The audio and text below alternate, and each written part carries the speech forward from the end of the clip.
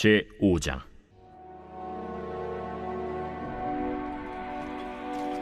블레셋 사람들이 하나님의 궤를 빼앗아 가지고 에베네셀에서부터 아스돗에 이르니라. 블레셋 사람들이 하나님의 궤를 가지고 다곤의 신전에 들어가서 다곤 곁에 두었더니 아스돗 사람들이 이튿날 일찍이 일어나 본즉 다곤이 여호와의 궤 앞에서 엎드려져 그 얼굴이 땅에 닿았는지라.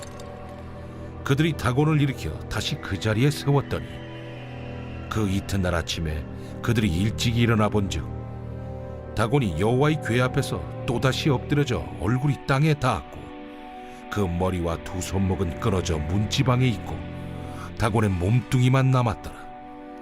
그러므로 다곤의 제사장들이나 다곤의 신전에 들어가는 자는 오늘까지 아스돗에 있는 다곤의 문지방을 밟지 아니하더라.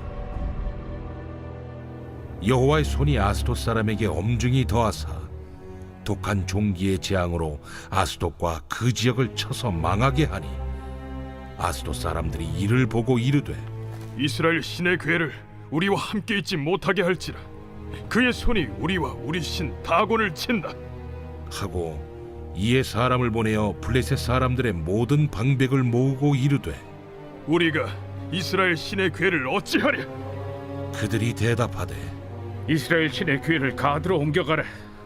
이스라엘 신의 궤를 옮겨갔더니 그것을 옮겨간 후에 여호와의 손이 심히 큰 환난을 그 성읍에 더하사 성읍 사람들의 작은 자와 큰 자를 다 쳐서 독한 종기가 나게 하신지라. 이에 그들이 하나님의 궤를 에그론으로 보내니라. 하나님의 궤가 에그론에 이른즉 에그론 사람이 부르짖어 이르되 그들이 이스라엘 신의 궤를 우리에게로 가져다가 우리와 우리 백성을 죽이려 한다 하고 이에 사람을 보내어 블레셋 모든 방백을 모으고 이르되 이스라엘 신의 궤를 보내어 그 있던 곳으로 돌아가게 하고 우리와 우리 백성이 죽임당함을 면하게 하자. 이는 온 성읍이 사망의 환난을 당함이라. 거기서 하나님의 손이 엄중하심으로 죽지 아니한 사람들은 독한 종기로 치심을 당해 성읍의 부르짖음이 하늘에 사무쳤더라. 오늘 새벽에도 주님의 보좌 앞으로 나오신 성도들에게 하나님의 은혜와 평강이 함께 하시기를 축원드립니다. 오늘 사무엘상 5장 말씀 함께 살펴보겠습니다. 사무엘서는 다윗에 대한 이야기를 담고 있습니다. 다윗의 등장부터 그의 죽음 직전까지를 언급하고 있는데요. 이 다윗을 언급한 사무엘서를 처음 받아든 사람은 바벨론의 포로로 끌려갔던 이스라엘 백성들이었습니다. 사무엘서가 등장하는 그 배경이 사사기의 그 어둡고 답답한 현실이었죠. 스스로 우상을 만들고 동족기로 죽이는 그런 암흑 속에 사사기가 마무리되었습니다. 그 가운데 이제 사무엘서가 등장하면서 다윗이 나타나 그 어둠으로 캄캄했던 이스라엘을 영화로운 나라로 만들게 되는 것을 보여줍니다. 바벨론의 포로로 끌려갔던 이스라엘 사람들은 나라가 멸망하고 그들은 암흑 속에 살아가고 있었는데 이 사무엘서는 그들에게 복음의 메시지가 됩니다. 다윗의 후손이 다시 태어나면 이스라엘이 회복되겠구나. 다윗의 왕조가 이스라엘을 재건하겠구나. 이 복음서, 이 사무엘서를 보며 그들은 소망을 갖고 또 하나님 앞에 다윗의 후손, 주님의 다윗의 자손이 태어날 것, 메시아가 나타날 것을 간절히 열망하며 기도하며 기다릴 수 있는 힘이 된 것이죠. 동일하게 이 사무엘서는 지금 이 시대를 살아가고 있는 우리들에게 복음의 메시지가 됩니다. 어둠으로 가득한 내 삶 가운데, 이 시대 가운데 빛으로 오실, 다시 오실 예수 그리스도, 그분을 갈망하며 기다릴 수 있는 힘이 생기게 되는 것이죠. 다윗을 준비하기 위해서 하나님은 모압 땅에서 믿음의 여인 룻을 준비하였고 또 은혜를 베풀 자인 보아스를 준비하여서 다윗의 가문을 만들어가고 계셨습니다. 또 이 다윗에게 기름 부어 왕으로 세울 선지자가 필요했는데요.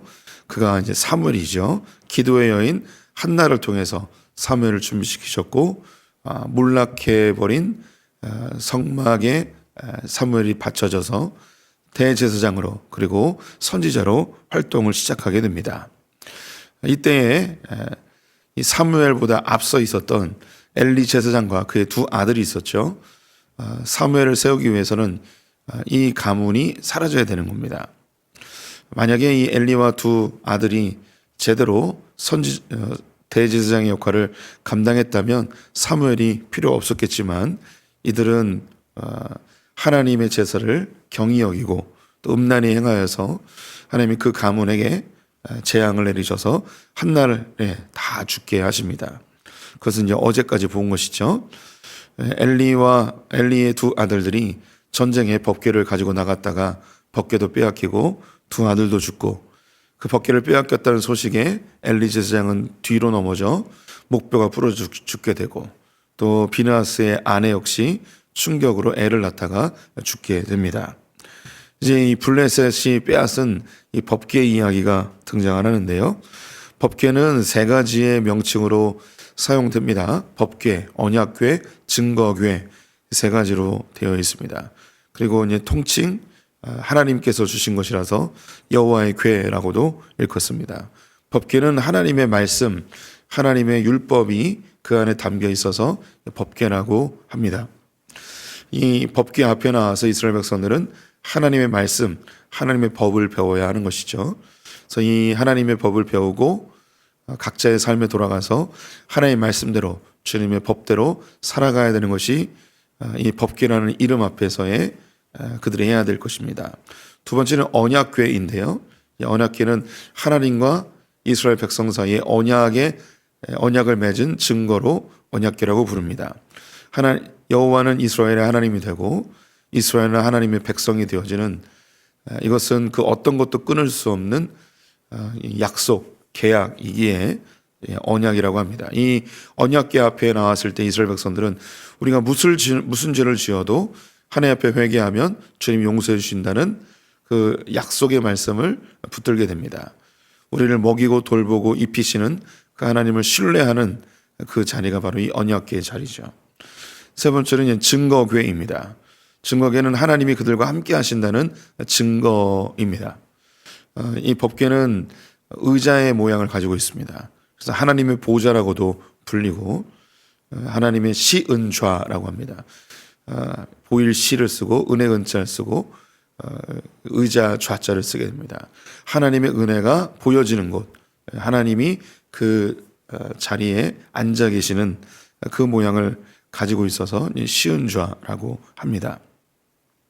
이렇게 다양한 명칭으로 사용되어지는 이 법궤를 빼앗겨서 이 블레셋 사람들은 전쟁의 전리품으로 가지고 옵니다. 고대 전쟁은 신적인 상징물들을 전쟁에 많이 가지고 나갔는데요. 이것을 가져와서 자신들의 신전에 갖다 놓으면 자신의 신이 승리하고 전리품을 얻어왔다는 그런 증거가 됩니다. 그래서 다곤 신전에 법궤를 갖다 놓았죠. 근데 그 다음날 가보니 이 다곤 신상이 엎드려져 얼굴을 땅에 대고 있었습니다. 그래서 어떤 사유에서 넘어졌는지 알지 못하고 다시 세워놨죠. 그 다음날 가봤더니 똑같이 얼굴을 땅에 대고 넘어져 있었을 뿐만 아니라 사지가 다 잘려나간 상태로 있었습니다. 그래서 머리는 대구르르 굴러가지고 문지방에 닿아 있었는데 그 이후부터 이 아스돗 사람들은 문지방을 밟지 않는 그런 풍습이 생겼다고 합니다. 이 일이 있은 이후에 이 아스돗에는 엄청난 독종이 돌기 시작했습니다. 독한 종기, 몸에 피부병이 아주 심하게 나는 거죠. 전염병이기도 하고요. 지금은 우리가 의학이 발달해서 이런 전염병이나 몸의 종기로 사람이 쉽게 죽지는 않습니다. 하지만 고대 사회에서는 이 의학이 발전하지 않았기 때문에 작은 전염병에도 그들은 쉽게 죽게 됩니다. 또 지금만큼의 영양 공급이 충분하지 않아서 더 많은 사람들이 죽게 되죠. 여기서 이 전염병이 어떻게 돌았는지는 알 수 없지만 이 히브리어 성경을 헬라어 성경으로 바꾼 이 70인령이라고 있습니다. 여기에서는 한 가지 단어를, 이 문장을 더 집어넣었는데요. 그것은 쥐가 그들 나라 곳곳에 나타났다라고 기록을 해놨어요. 쥐가 이것을 전염시켰다고 본 것이죠. 근데 이것을 뒷받침해 줄 수 있는 이야기가 6장 5절에 있습니다. 6장 4절에 보시면 그들이 이르되 무엇으로 우리에게 드릴 속건제를 삼을까 하니 이르되 블레셋의 방백과 방백의 수요대로 금 독종 5과 금쥐 5마리라야 하리니 너희와 너희 통치자에게 내린 재앙이 같음이니라. 그래서 이 법궤를 이스라엘로 돌려보낼 때에 그 수레에 금 독종 5개와 금쥐 5마리를 만들어 가지고 함께 보냈습니다. 그래서 이 독종과 쥐가 연결성 있는 것을 보여주고 있죠. 그래서 갑자기 뭐 쥐떼들이 몰려와서 이 사람들을 힘들게 하고 그 쥐떼들로 인해서 전염병이 돌았을 것을 충분히 예상할 수 있습니다. 그래서 이 아스돗 사람들은 빨리 이 법궤 때문에 이런 일이 벌어진 것 같으니 다른 곳으로 보내자.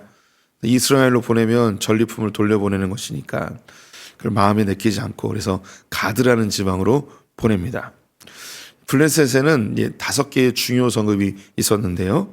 첫 번째 이 법궤를 가져갔던 아스돗, 그리고 두 번째 이 가드, 다음에 보게 될 이제 에그론, 그리고 가자 지구라고 많이 하지 가사, 그리고 아스글론이라는 이 5개의 성읍이 있습니다. 두 번째 가드로 갔는데 똑같은 일이 벌어졌어요. 그래서 이거 큰일 났다. 이 법궤 때문에 이렇구나. 그래서 세 번째 성읍인 이제 에그론으로 보내려고 합니다. 근데 에그론 사람들이 거부하는 거예요. 아니 너희들 이제 폭탄 돌리기 하냐? 너희들이 그렇게 독종으로 많은 사람이 죽어나갔는데 이걸 우리에게 보내면 또 우리 죽이려고 하냐? 이건 아무래도 이스라엘이 우리를 공격하려고 만들어 온 술책이다 하면서 안 받으려고 하죠. 그러자 이스라엘의 지도자들이 모여서 이 문제를 어떻게 하면 좋겠냐? 그럼 이거 이스라엘로 다시 돌려보내자라고 결론을 내리게 됩니다. 12절 마지막 구절을 보면 죽지 아니한 사람들은 독한 종기로 치심을 당한 성읍의 부르짖음이 하늘에 사무쳤더라라고 되어 있습니다. 여기 사무쳤다라는 것이 하늘에 닿았다라는 뜻이거든요. 이 하늘에 사무쳤다는 게 하나님께서 그 기도를 응답하신 것으로 보시면 되겠습니다. 응답하셨다는 것이 이 독종을 멈추게 하셨다는 뜻도 될 수 있고 그들의 회개를 받으셨다라는 뜻도 될 수 있겠습니다. 어쨌든 이 블레셋 사람들은 이 종기, 독한 종기로 인해서 이거 하나님의 물건을 가져와 가지고 이런 일이 벌어졌구나. 이 일은 하나님이 일으키신 거구나. 하나님께 우리가 벌을 받았구나. 이것을 이제 깨닫게 된 것이죠. 이 하나님에게 대항했다가는 우리가 큰 재앙을 받을 수 있구나라는 교훈적 효과를 하나님이 일으키셨습니다. 성경 전체에서 등장하는 하나님의 이 속성 중에 하나가 자신의 영광은 결코 누구에게도 빼앗기지 아니하시는 하나님입니다. 하나님은 자신의 영광을 스스로 지키시는 분이시죠. 이 법궤는 하나님의 물건이고 이 법궤를 통해서 이스라엘 백성은 하나님의 말씀을 듣고 하나님의 언약을 확증하고 또 하나님이 함께 하심의 증거를 보았습니다. 그래서 하나님이 이 법궤를 스스로 파괴하지 않는 이상 이 법궤는 하나님의 상징물이고 하나님의 영광의 상징입니다. 그래서 하나님이 스스로 영광을 지키시는 것이죠. 성경 곳곳에 하나님의 영광을 스스로 지키시는 장면이 많이 있습니다. 바로 이제 뒤에 나오게 되어질 이 하나님의 법궤가 벳세메스로 가게 되는데 여기서 사람들이 법궤를 열어봤다가 70명이 죽게 됩니다. 이것은 이방 사람이라고 하나님이 치시고 이스라엘 사람들은 보호하시고 이런 개념이 아니죠. 하나님의 영광을 스스로 보호하십니다. 또 다윗 때에 이 법궤를 옮기다가 우사가 이 법궤에 손을 대서 그가 그 자리에서 죽게 되죠. 이 역시 하나님의 영광을 스스로 보호하심의 모습을 보여줍니다. 이것은 역사 속에서 유사한 일들이 많이 있는데요. 성경의 신약에 가면 헤롯의 아들이었던 헤롯 아그리빠가 있습니다. 그가 하나님을 저주하고 모욕하게 되었을 때 그 충을 먹어 죽게 되었다고 되어 있거든요. 이건 역시 전염병에 의해서 그 독한 종기로 인해서 죽게 된 것이죠. 이 사건을 유대 역사학자였던 예수님 당시에 살았던 요세푸스라는 사람은 하나님을 모독하여서 그가 죽게 되었다고 역사서에 기록을 해놓았습니다. 또 역사적 인물 중에 니체라는 사람이 있습니다. 그는 신은 죽었다라고 해서 유명하죠. 이 니체는 목사님 아들이에요. 근데 그의 죽음은 정신병원에서 정신분열증으로 그가 죽게 됩니다. 그래서 이 니체가 죽었을 때에 언론들이 하나님을 모독한 자가 정신병원에서 죽었다고 그렇게 기사를 내고 사람들이 그렇게 인지를 했습니다. 그가 정말 하나님이 그렇게 죽게 했는지는 알 수 없지만 하나님은 당신의 영광을 스스로 지키시는 분이기 때문에 하나님을 모독하고 하나님을 저주하는 그 사람을 심판했을 가능성도 배제할 수는 없겠죠. 성도님들이 그 세계에서 제일 유명한 배로 타이타닉을 잘 아실 것입니다. 타이타닉이 처음 출항할 때 타이타닉을 건조하고 타이타닉과 관련된 사람들이 뭐라고 얘기했냐면 이 배는 하나님도 침몰시키지 못할 것이다 라고 얘기를 했어요. 근데 아시듯이 출항한 지 3일 만에 빙하에 부딪혀서 타이타닉이 대서양 한가운데서 침몰하게 되지 않습니까? 그래서 그 신문 기사에 있었던 이 배는 하나님도 침몰시키지 못할 것이다 라고 했던 그 기사가 다시 주목을 받게 되죠. 그러면 이 침몰한 배를 보면서 사람들이 하나님을 모독하고 하나님에게 도전했던 이들이 이렇게 심판을 받았구나 이런 생각도 할 수 있습니다. 하나님이 그렇게 막 쪼잔하고 치사하고 막 이런 분은 아닐 거예요. 우리 성도님들이 신앙생활하다가 하나님 없습니다. 하나님 이럴 수 있습니까? 하나님 내가 죽여버릴 겁니다. 막 이렇게 했다고 하나님이 우리 성도님들을 막 그 종기를 일으켜서 죽게 하거나 막 그런 분은 아니세요. 그런데 하나님은 분명한 것. 하나님은 하나님의 영광을 스스로 지키시는 분이십니다. 하나님은 하나님이 자신의 이름을 결코 이 땅 가운데 모욕되게 놔두시는 분이 아니시죠. 시편 23편에 여호와는 나의 목자시니 라는 말씀이 있습니다. 이 시편 23편 말씀 중에 자기의 이름을 위하여 라는 구절이 있죠. 주님이 자기의 이름을 위하여 우리를 인도하고 보호하신다는 구절을 다윗이 시로서 이야기합니다.